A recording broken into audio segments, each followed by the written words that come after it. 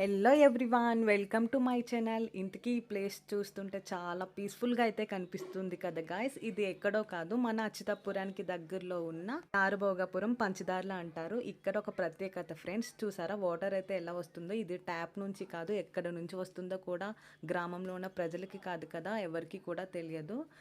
దీన్నైతే ఒక పుణ్యక్షేత్రంగా భావించి ప్రజలు స్నానం చేసి స్వామివారి దర్శనానికి అయితే ఈ విధంగా వెళ్తారు ఫ్రెండ్స్. చూసారా, స్టార్టింగే మనకి వినాయకుడు టెంపుల్ అయితే కనిపిస్తుంది. చాలా పీస్ఫుల్గా అయితే ఉంటుంది. నెక్స్ట్ మన శివయ్య టెంపుల్కి అయితే వచ్చేస్తాం ఫ్రెండ్స్. ఇక్కడ మేమైతే ప్రదక్షిణ చేస్తున్నాము. ఇది టెంపుల్ అయితే చాలా పురాణంలో కట్టిన టెంపుల్.